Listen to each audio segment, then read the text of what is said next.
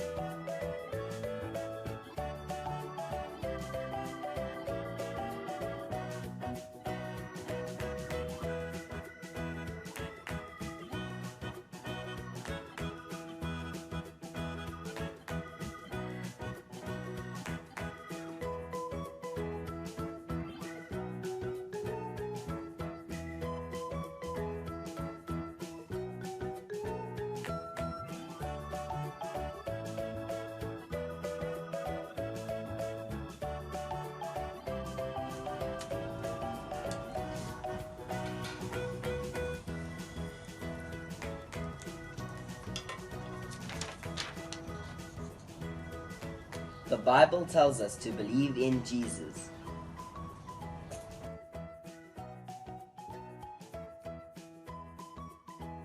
Jesus told us in Mark 16 verse 15 to go into all the world and preach the good news to everyone.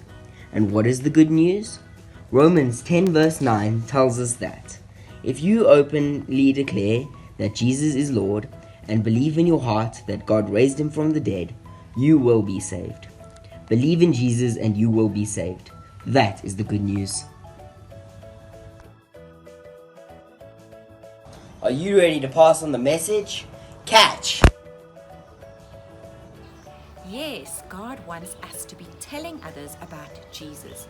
He wants us to tell them what Jesus did for us on the cross so that they know that they can be forgiven and so that they can also believe in Jesus and live with him forever and ever one day. Sometimes I feel a little bit nervous about telling other people about Jesus.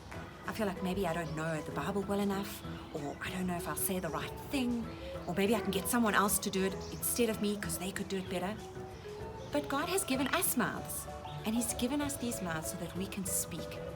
And the Bible even says that he wants us to be speaking his truth. One of my favorite Bible verses that gives me courage can be found in John 8. Jesus had been traveling around Galilee, teaching everyone about God, and it started to make the religious leaders angry, and they started to plot how they would kill him. But still, Jesus went out and spoke to the people, and everyone was so amazed. They said, "How does he know so much when he hasn't even been trained?" And Jesus' answer was so encouraging to me. He told them, "My message is not my own. It comes from God who sent me." And that applies to us too. God has given us mouths to speak, but he's also given us the message, and it's his message that he wants us to be passing on. So you don't need to worry that it's going to be the wrong thing if you know that it's God's message.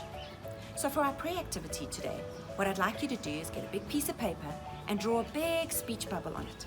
And then I want you to choose someone that you're going to be praying for and ask God to give you a message for them. Now, it can be very difficult to sit quietly and spend time. We can easily get distracted. So I want you to try really hard just to spend time thinking about, God, what verse or picture or story or encouragement do you want to be telling these people? We might not be with those people right now, but God is with them and he knows what they need to hear. So trust him. And you might ask, well, what happens if I don't get a message? Well, the truth is that you've got to just keep on praying and keep on asking. It might take a few days or weeks or who knows how long, but won't it be so encouraging for that person to know that you have spent time praying and asking God, and that the message that you're giving them, you really feel God has given them. Once you have your message, then you can write or draw the message in your speech bubble, take a picture, or send a voice note to that person. I know they will be super encouraged.